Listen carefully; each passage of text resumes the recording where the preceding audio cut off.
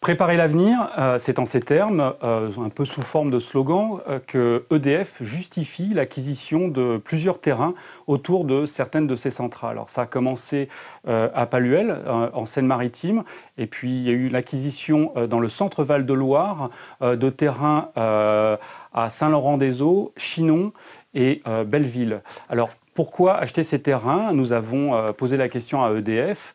Ils se disent donc en train de préparer l'avenir avec plusieurs hypothèses, soit pour accueillir les entreprises sous-traitants pour la maintenance, notamment la maintenance dans le grand carénage. C'est tous ces travaux qui vont être faits sur les différents réacteurs pour éventuellement prolonger la durée de vie de certains d'entre eux. Ça peut être le démantèlement, si au contraire on décide que certains de ces réacteurs encore sont arrivés en fin de vie et que l'état notamment de leur cuve n'est pas suffisant pour les prolonger, on les arrête et on se met à démanteler. Ça peut prendre des années, voire des dizaines d'années. Et donc, il y a de nombreux sous-traitants qui viennent, qui s'installent pour un bon moment et qui peuvent s'installer sur ces terrains. Dernière hypothèse, et non des moindres, préparer l'arrivée du nouveau nucléaire. Alors, le nouveau nucléaire pour EDF, c'est deux technologies. L'EPR, donc c'est ce mastodonte du nucléaire qu'on est en train de construire, notamment à Flamanville, une puissance de 1650 MW, mais avec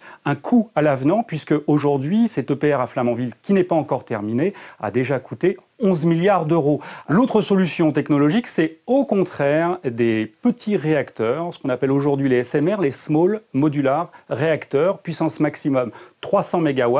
EDF est en train de travailler sur cette technologie. L'avantage, c'est qu'on peut construire une partie des composants directement en usine, puis les assembler sur site, un petit peu comme des Lego. Cette stratégie d'acquisition de terrain par EDF autour de certaines de ces centrales arrive au moment où le gouvernement est en train de travailler sur la PPE, la programmation pluriannuelle de l'énergie, qui va déterminer les grandes directions en termes d'énergie, de stratégie d'énergie pour la France pour les 5 prochaines années. Le projet de PPE devrait être présenté à la fin du mois, avant un décret d'application normalement prévu pour le printemps 2019.